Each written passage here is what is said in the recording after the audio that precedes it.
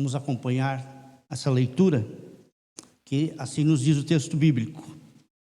Em chegando o 7º mês, e estando os filhos de Israel nas suas cidades, todo o povo se ajuntou como um só homem na praça, diante da porta das águas, e disseram a Esdras, o escriba, que trouxesse o livro da lei de Moisés, que o Senhor tinha prescrito a Israel. Esdras, o sacerdote, trouxe a lei perante a congregação, tanto de homens como de mulheres, e de todos os que eram capazes de entender o que ouviam. Era o 1º dia do 7º mês, e leu no livro diante da praça, que está fronteira à porta das águas, desde a alva até o meio-dia, perante homens e mulheres, e os que podiam entender. E todo o povo tinha os ouvidos atentos ao livro da lei. Nós estamos vivenciando um momento, ele é ímpar na história da igreja evangélica. Nesse século 21, a igreja passa por grandes transformações e grandes desafios. Ela tem diante de si.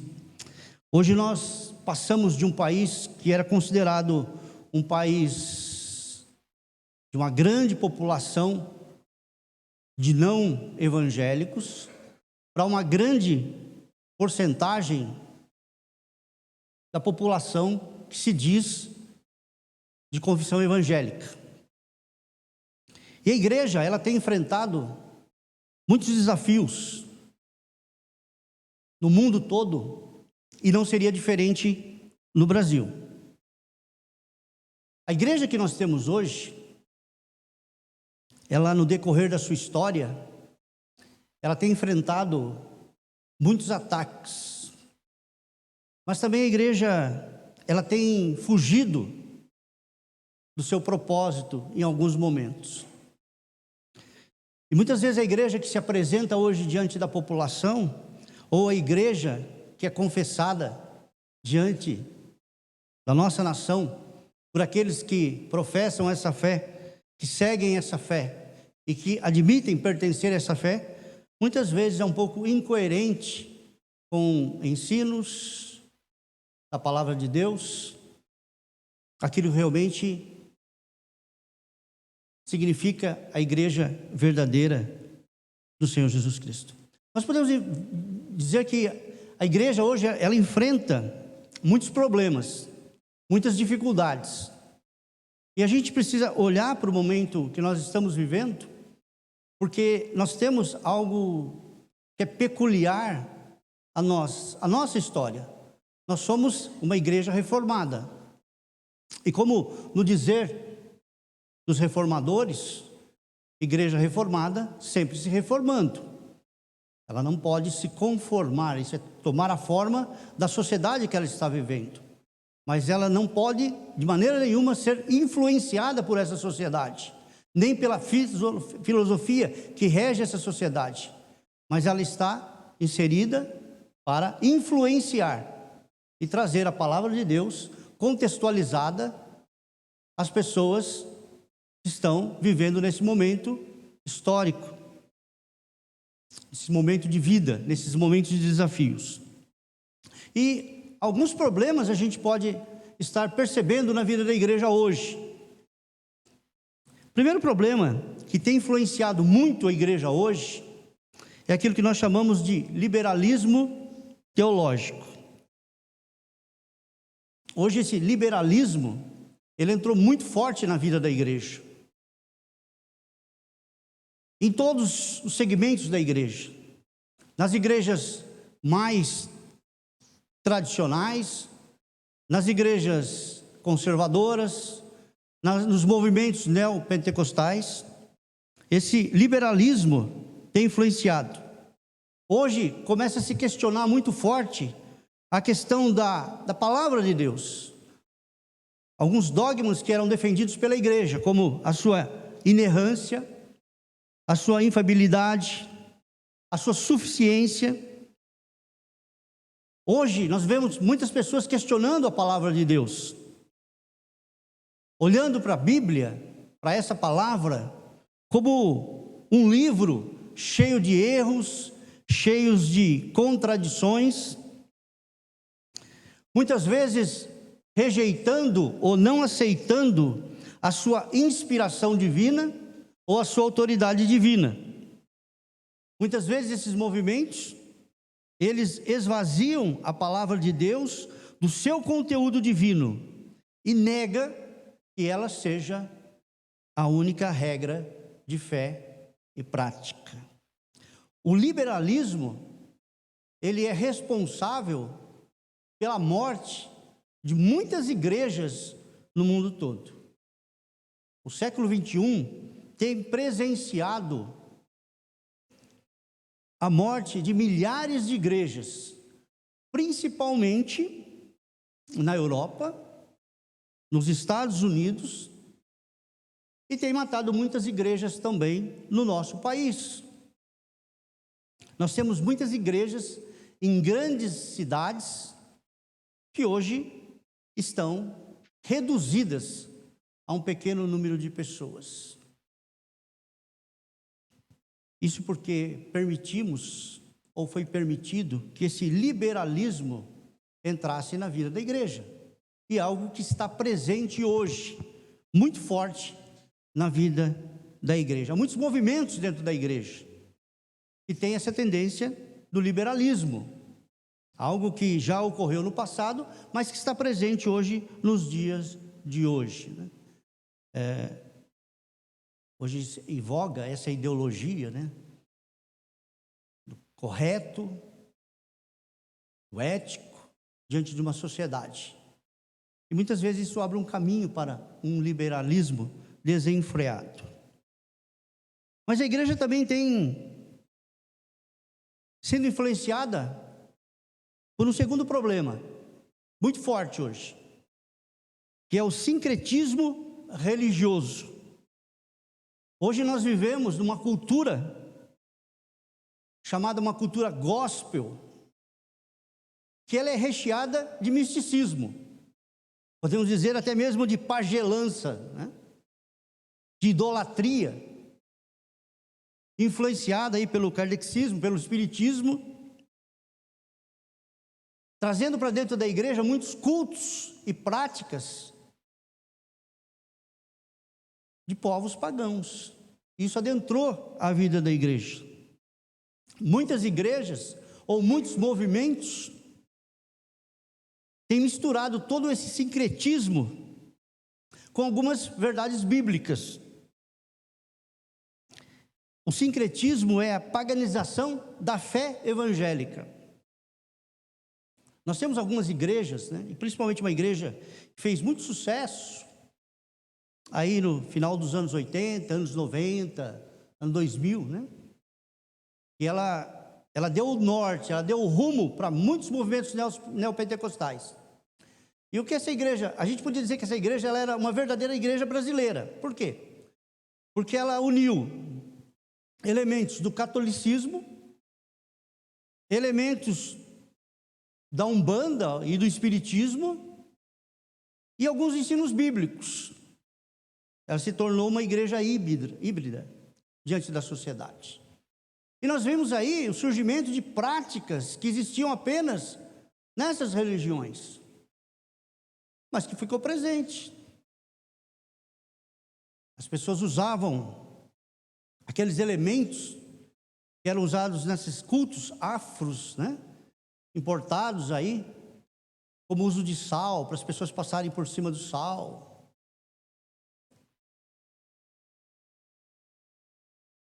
Pastores conversando com o demônio no culto, demônios fazendo coreografias no culto. Isso trouxe um sincretismo. E o interessante é que a igreja, ao invés de ter um olho crítico para isso tudo, ela passa a seguir esse caminho. Ela passa a ver esses movimentos como modelo de igreja. Principalmente porque essas igrejas estavam na mídia, e nessa época a grande mídia era a televisão, e as pessoas passaram a seguir esses exemplos. Aumentou de forma explosiva o número de pessoas que confessavam a fé evangélica, mas não era uma fé evangélica bíblica, cristocêntrica, mas era uma fé sincretista. Era normal ver as pessoas no momento da oração botarem seus copos d'água em cima da televisão e buscar a sua rosa consagrada, buscar o seu lencinho, o seu sabonete, trazendo isso para dentro de casa. Eram práticas, né? Existia no catolicismo, quando as pessoas iam em romarias, as chamadas cidades aí, onde tem os seus santos padroeiros, e traziam de lá esses souvenirs todos, né? E a igreja evangélica passou para da mesma forma, seguir esses momentos. Então, o sincretismo, ele tem entrado muito forte na igreja. Nós temos muitas práticas na igreja que hoje, que não se originam na palavra de Deus, mas se originam nesses movimentos do sincretismo religioso. Muitas igrejas, no afã de atrair pessoas, oferecem ao povo essa mistura, uma mistura venenosa. Esse alimento que ele está contaminado. Muitos obreiros induzem ao povo a viver uma espiritualidade deformada. Ao invés de pregar o evangelho da graça de Deus, o evangelho da salvação, o evangelho da vida eterna, pregam em cima de sonhos, visões e revelações. Enquanto que a base de toda a pregação é a palavra de Deus. E não aquilo que está no coração do homem. Porque a palavra de Deus diz: enganoso é o coração do homem. Então, são pregações que são feitas baseadas nos sonhos, nas visões e nas revelações, e não na palavra de Deus. Aí nós temos um outro problema muito sério, talvez dentro do nosso contexto de igreja reformada, talvez seja o mais forte hoje, que é a ortodoxia morta. Uma igreja que se preocupa muito com a letra, com suas tradições, com o seu conservadorismo, com o seu tradicionalismo, mas que é morto, que não produz vida. Há um divórcio entre o que se prega e o que se vive. Muitas vezes gerando a hipocrisia. Porque se apega tanto à letra, e a palavra de Deus que muitas vezes diz que a letra mata. E muitos têm entrado por esse caminho, de defender esse modelo divorciado da realidade, de uma vivência espiritual, não dando liberdade à ação do Espírito Santo de Deus na vida da igreja, se fechando como numa caixa impermeável à ação do Espírito Santo de Deus. E a palavra de Deus ensina que o Espírito sopra onde quer, da maneira como Ele quer e no momento que Ele quer. A igreja, ela está debaixo da ação do Espírito Santo de Deus. A igreja precisa estar atenta, com os ouvidos atentos à ação do Espírito Santo de Deus. Porque quem conduz a igreja não são os homens, mas é o Espírito Santo de Deus. É Ele que dá rumo à igreja. É Ele que conduz a igreja. E é Ele que leva a igreja a vivenciar uma espiritualidade sadia, cheia da graça e do poder de Deus. A igreja vive em função disso, de ser instrumento de Deus na sociedade e no mundo, levando vida, levando libertação, levando restauração. Então, muitas vezes, essa ortodoxia morta, ela impede a ação do Espírito Santo de Deus.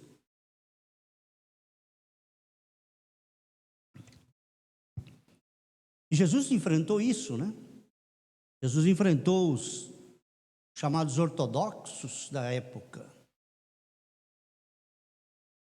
Aqueles homens, chamados de fariseus, que estavam muito preocupados com a letra da lei, com seus usos e costumes, mas que viviam uma vida totalmente de hipocrisia. Tinha uma doutrina rígida, mas tinha um modo de vida mundano. E Jesus os comparou e os chamou de sepulcros caiados. Muito bonito por fora, mas o que se encontra no seu interior? A podridão. Então, muitas vezes, hoje nós vivemos esse momento de dificuldade na vida da igreja, porque as pessoas têm defendido com unhas e dentes esse modelo, essa ortodoxia, que não produz vida, que não germina, que não produz transformação. Aí nós encontramos um quarto problema também na igreja hoje, que é o analfabetismo bíblico. O Brasil hoje é o maior produtor de Bíblias no mundo. Mas com tantas Bíblias, né? Eu esqueci de anotar, mas eu tinha os números de Bíblias que são produzidas no Brasil hoje. O número de comentários bíblicos, de auxílios para estudo da Bíblia. Mas nós temos uma grande parcela de cristãos superficiais, por desconhecerem a verdade da palavra de Deus. Ficam reféns ou à mercê da mentira. Infelizmente hoje, muitos pastores, muitos presbíteros, muitos professores da escola dominical não estudam, não perdem tempo, não investem o tempo, perder não perde, mas não investem o tempo no estudo profundo da palavra de Deus. Aí eu vou ler um texto, vou fazer uma interpretação, né? Vou passar aí. É tão interessante que muitas vezes a gente escuta assim, né, de pessoas, né? Irmãos, eu estou sentindo que Deus está querendo falar isso. Tem que estar sentindo, tem que ver o que a palavra de Deus está dizendo. O coração do homem é enganoso, os sentimentos eles oscilam, e nós não podemos basear nada nos nossos sentimentos, nós devemos basear na palavra de Deus. Ela é eterna, ela não oscila, ela não muda. Hoje eu posso estar de uma forma, amanhã eu posso estar de outra, mas a palavra de Deus não. Então eu não devo ensinar, eu não devo pregar aquilo que eu acho, aquilo que eu penso, aquilo que eu sinto, mas eu tenho que falar, eu tenho que ensinar, eu tenho que pregar aquilo que a palavra de Deus está dizendo, está ensinando. Então muitas vezes não estudam, não alimentam o povo com a palavra, em vez disso oferecem uma sopa rala ao povo, falando muito da plenitude do seu coração enganoso e do vazio da sua cabeça, se esquecendo que a nossa única base é a palavra de Deus, e é ela que deve ser pregada, e é ela que precisa ser estudada com afinco, com dedicação. E muitas vezes nós vemos isso, né? Tudo isso tem criado o quê? Um exército, uma multidão de analfabetos bíblicos, que não conhecem a palavra de Deus. Pessoas, mas eu estou na igreja há 50 anos, mas não conhecem a palavra de Deus. Cita versículos fora de contexto, né? Versículos. Aí tinha um autor muito antigo que dizia assim: texto fora de contexto é pretexto. Então não ensinava realmente aquilo que a palavra de Deus diz. Mas no texto que nós acabamos de ler, de Neemias, ele tem um modelo diferente. ele traz um modelo para a gente de ensino da palavra de Deus, de busca da palavra de Deus, de uma forma completamente diferente. Ele é o modelo, Neemias, para quem não anotou, Neemias capítulo 8, verso 1 ao verso 3, tá? É onde nós estamos baseando a nossa meditação nessa manhã. Então, ele é o modelo de pregação, ele é o modelo de ensino, que produz o verdadeiro crescimento espiritual. E citando João Calvino, ele diz assim, ele ensinava que o púlpito era o trono de onde Deus governa a sua igreja. Às vezes nós vemos uma tradição, e houve alguns movimentos que tentaram mudar isso, e muitos mudaram. Por que nas igrejas presbiterianas, hoje mudou muita coisa, mas por que na igreja presbiteriana o púlpito fica no centro e não do lado? Você parou para pensar que isso tudo tem um significado?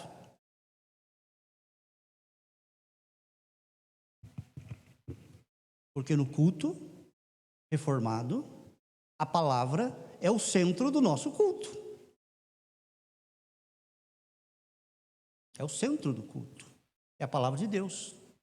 Por isso que as nossas igrejas sempre tinham essa característica de colocar o púlpito no meio da igreja e não do lado.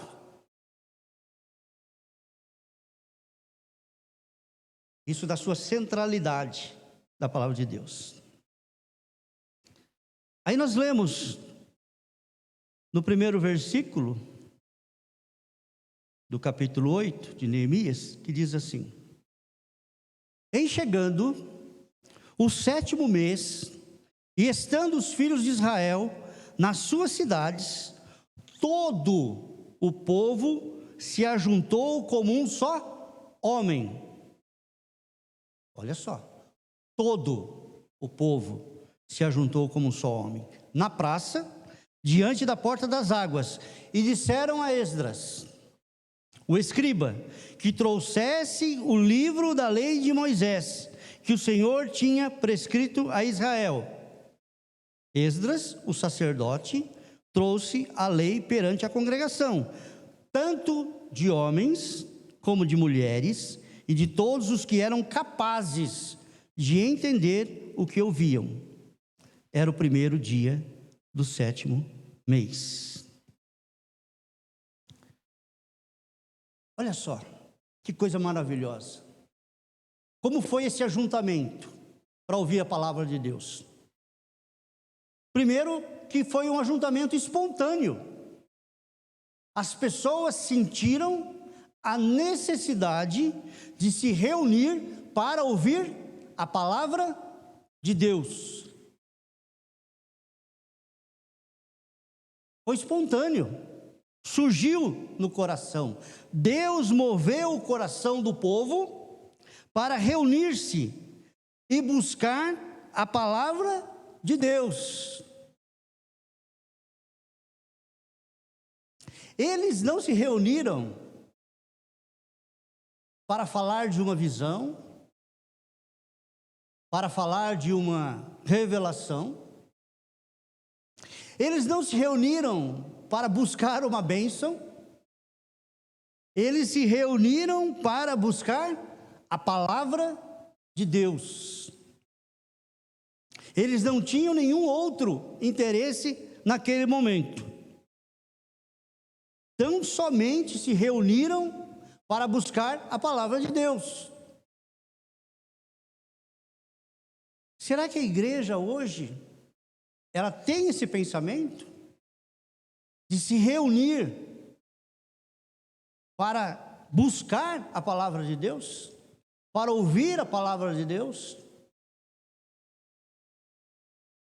Se a gente for perguntar, o que te motiva a ir à igreja? Nós vamos encontrar muitas coisas.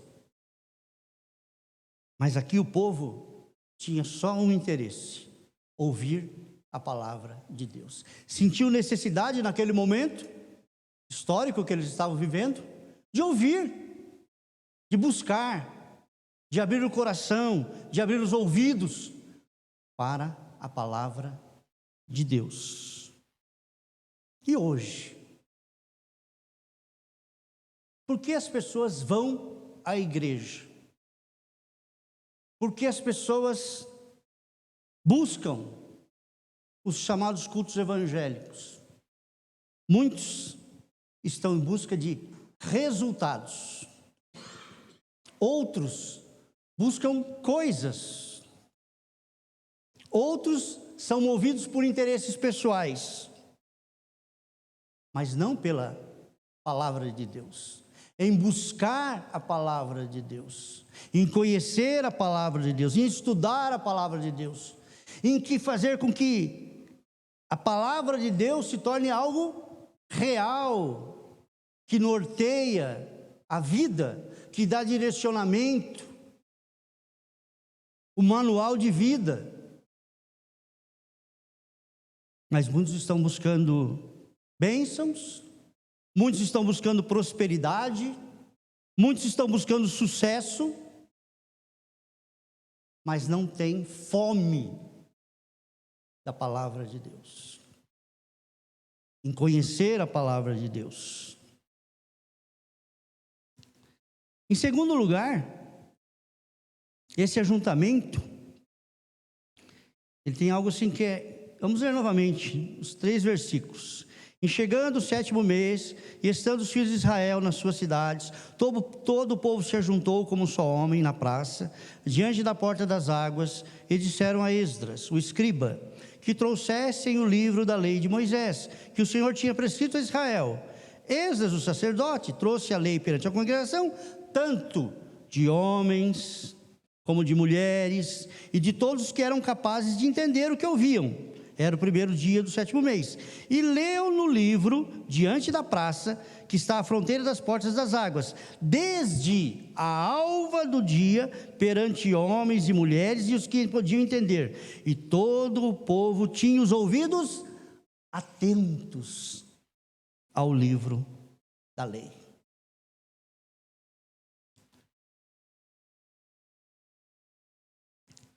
Então, foi um ajuntamento coletivo, não foi um indivíduo, foi todas as pessoas, homens, mulheres, jovens, adolescentes, crianças, com um único objetivo: buscar a palavra de Deus. Ninguém ficou de fora. Os ricos vieram, os pobres vieram, os camponeses vieram, os sacerdotes vieram, os nobres vieram, todos estavam buscando a palavra de Deus. Todos estavam buscando ouvir a palavra de Deus. Todos tinham fome da palavra de Deus. Todos buscando um único objetivo. Muitas vezes os cultos são mudados, né? A forma é mudada. O centro do nosso culto é a palavra de Deus, é a pregação da palavra de Deus. E às vezes nós não damos tanta importância. Hoje existe muita preocupação com as liturgias, com a plástica do culto, com as coreografias. Mas infelizmente, na hora da pregação, é comum vermos pessoas saindo, mexendo no celular, às vezes conversando com outra pessoa, às vezes olhando para o nada, para o teto, mas não existe aquela preocupação que naquele momento sagrado, onde Deus fala ao seu povo, de dar ouvidos, das pessoas se sentirem sedentas, né? Se a pregação ela extrapola os minutos a mais, é comum ver as pessoas olhando para o relógio, né? Como se o pregador, para dar um toque para o pregador, está passando do horário. As pessoas não têm sede, não têm fome da palavra de Deus. Nós percebemos claramente isso.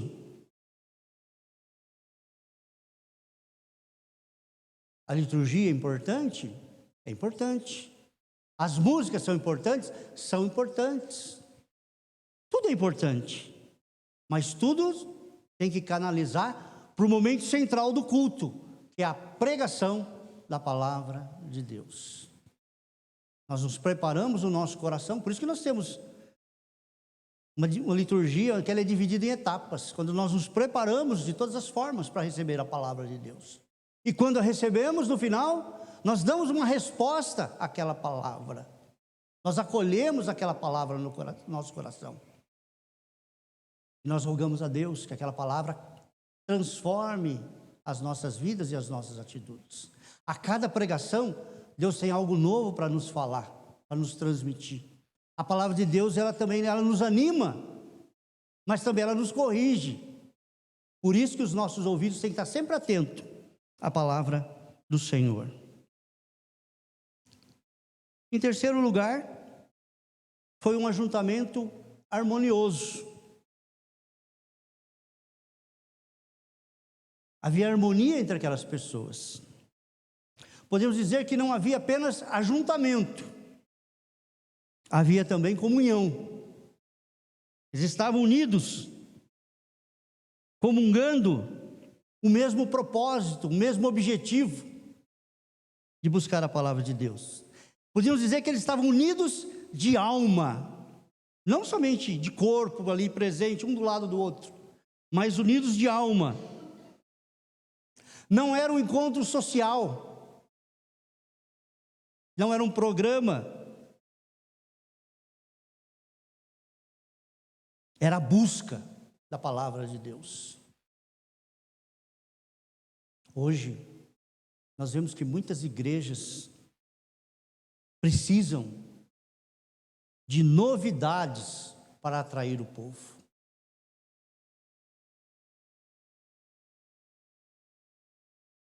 Ela copiou um modelo que está aí presente na televisão.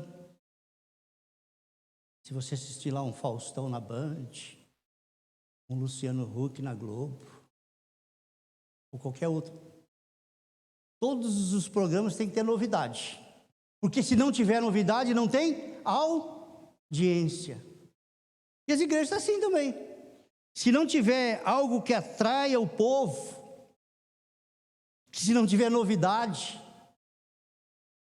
o povo não vem. O povo não vem tão somente para buscar a palavra de Deus. O povo tem buscado as novidades. Por isso que muitas vezes, muitos grupos têm investido pesado em marketing, para criar essa expectativa no coração das pessoas. Porque as pessoas não vêm mais tão somente para buscar a palavra de Deus. Elas vêm atrás de algo novo. E se não tiver novidade, as pessoas não vêm.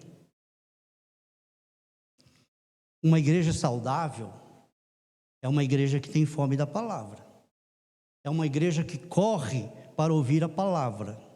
É uma igreja que se ajunta para dar atenção à voz de Deus. Em quarto lugar, foi um ajuntamento proposital. Eles tinham um propósito. Eles estabeleceram um propósito. Nós vamos nos ajuntar para ouvir a palavra de Deus. Esse era o propósito de todas as pessoas.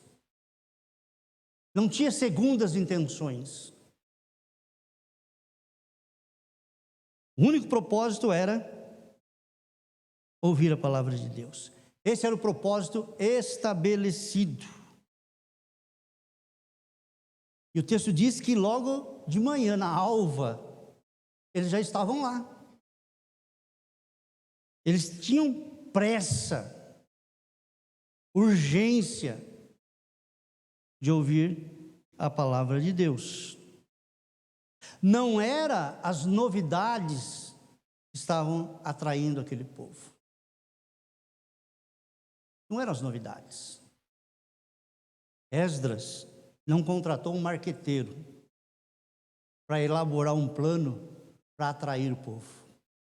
aquilo foi espontâneo, aquilo nasceu no coração das pessoas. As pessoas sentiram a necessidade de buscar e de ouvir a palavra de Deus. Esse era o propósito. E hoje, o que muitos querem? Muitos querem o entretenimento, muitos querem aflorar as suas emoções, quer trabalhar com o sensorial, de sentir.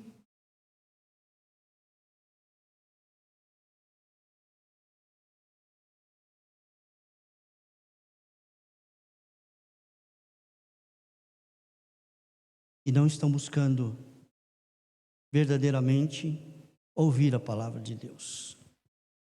Muitos estão buscando as experiências emocionais. Ai, como eu senti bem, como me senti leve, como eu senti a presença de Deus.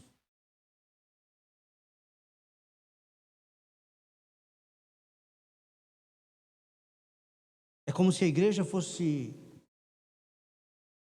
um momento de terapia, momento de relaxamento.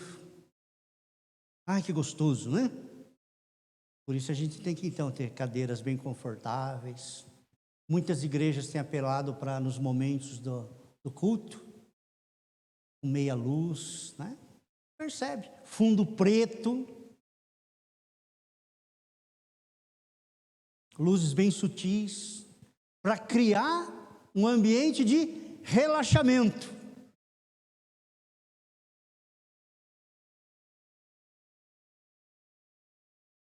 Mas não estão buscando a palavra de Deus. Não estão buscando o que realmente pode mudar a vida, mudar as atitudes, mudar os relacionamentos, transformar situações difíceis, dolorosas, em algo novo. Não se abrem à cura e à restauração que a palavra de Deus promove no coração. Não permitem que as cicatrizes elas sejam fechadas, elas sejam extintas, mas se abrem tão somente aos sentimentos, às emoções, e se esquecem do verdadeiro objetivo da palavra de Deus pregada e proclamada, que requer o quê? Uma mudança, uma resposta. Eis a palavra. E agora, o que eu faço? Que atitude eu tomo? O que a palavra de Deus está me impelindo, está me levando? O que a palavra de Deus está me cobrando? O que ela está exigindo de mim hoje? Como está o meu relacionamento comigo mesmo? Como está o meu relacionamento com Deus? Como está o meu relacionamento na família? Como está o relacionamento no meu trabalho? Como estou gastando os meus dias, as minhas horas? Tudo isso a palavra de Deus tem a falar conosco. Tudo isso ela tem que mostrar, e ela mostra. Ela tem respostas às nossas indagações, ela tem respostas aos nossos questionamentos, às nossas perguntas. Ninguém sai da presença da palavra de Deus sem uma resposta. Deus sempre fala ao coração. Lembra lá do Salmo? Se hoje ouvirdes a minha voz, se você abrir o seu coração e ouvir a minha voz.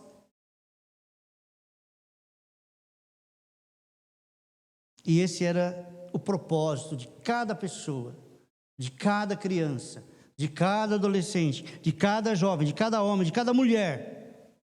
Esse era o propósito. Buscar a palavra de Deus. Em quinto lugar, era um ajuntamento pontual.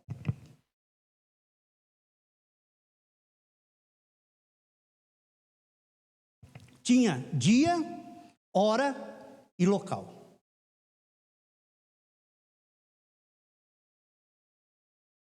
O povo se apresentou. O que diz o texto aí? Quem quer ler? No verso 3. Que momento que o povo se apresentou para ouvir a palavra de Deus? Desde o raiar do sol. Desde o nascer do sol, o povo estava lá. Esse era o horário marcado para o povo se reunir. E não foi assim, de qualquer jeito, não. Eles se prepararam para aquele grande dia. Houve uma preparação para aquele grande dia, para aquele encontro. Porque havia uma grande expectativa no coração do povo de ouvir a palavra de Deus. Criou essa expectativa. Eu estou contando os dias, eu estou contando as horas, eu estou contando os minutos para me apresentar, para ouvir Deus falar comigo, para ouvir Deus mostrar a sua vontade para com a minha vida, como indivíduo, como povo, como nação. Deus tem algo para nos falar. Eu não vejo o momento de chegar esse dia, de chegar esse horário. Eu não quero perder tempo. Eu quero estar lá, de início, pegar um bom lugar para ouvir a palavra de Deus. A palavra precisa ser prioridade para sermos pontuais. James Hunter, ele diz que uma pessoa que se atrasa sistematicamente para um compromisso, ele transmite várias mensagens. Então, uma pessoa que tem o hábito de se atrasar sistematicamente para os seus compromissos, né? Ele tem aí transmitido várias mensagens. Primeira mensagem que ela transmite é que o tempo dela é mais importante do que o tempo dos outros. Por isso ela não está preocupada com o tempo dos outros. Ela está preocupada com o tempo dela. Ela vai a hora que ela quer, ela chega a hora que ela quer, ela vai embora a hora que ela quer. Ela não tem compromisso. Porque o tempo dela é mais importante. Das pessoas não é importante. O importante é o dela. Segundo, ela não tem cuidado de cumprir os seus compromissos. Ela não tem a preocupação.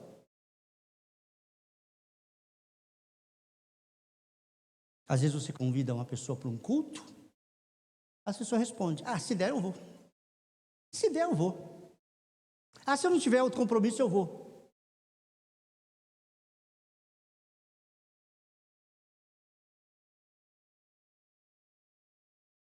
E terceiro, as pessoas que ela vai se encontrar não são muito importantes para ela.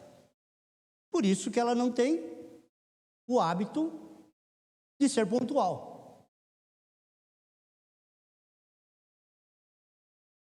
Muitas vezes nós damos o resto do nosso tempo para Deus.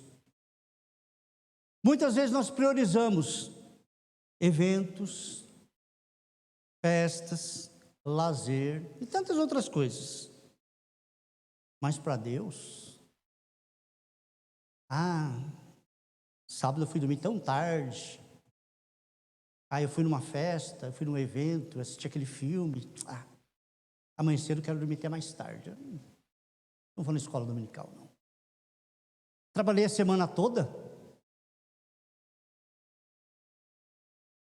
Não vou na escola dominical, não. Estou cansado. Não prioriza. Nós temos tempo para tudo. E às vezes não temos tempo para Deus. Não reservamos o tempo para Deus. Tem uma conta matemática que a gente pode fazer hoje, que é simples. Hoje a maioria das pessoas gastam o tempo no celular. As pessoas gastam tempo conectados. Faz uma planilhinha lá. Vê quantos Quantas horas você fica conectado durante a semana? Às vezes jogando joguinhos, em vídeos no YouTube, tantas outras coisas que a internet oferece. Quanto tempo você gasta com Deus? Temos 24 horas todos os dias. Quanto tempo nós gastamos com futilidades? E quanto tempo nós gastamos com a palavra de Deus?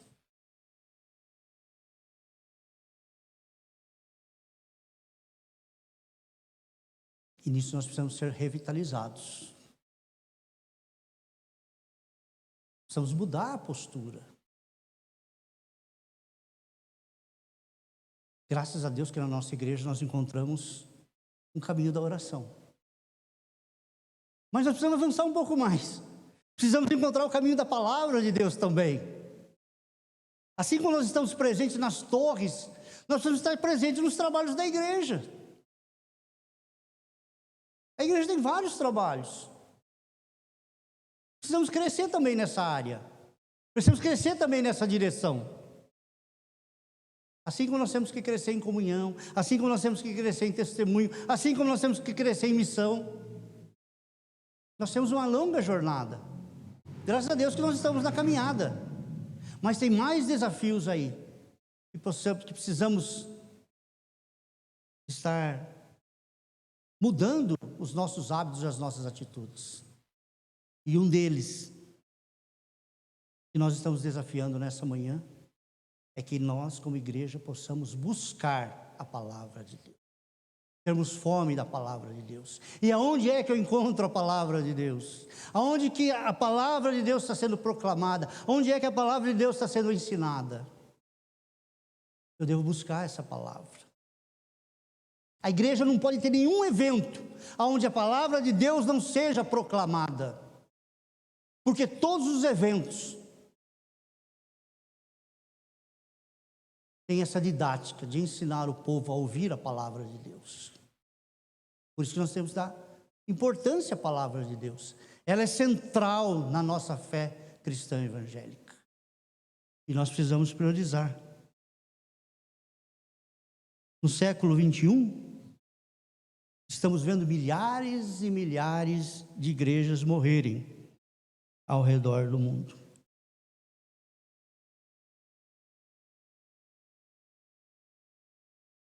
Eu tive essa experiência. Eu tinha loucura para conhecer as igrejas históricas da Reforma.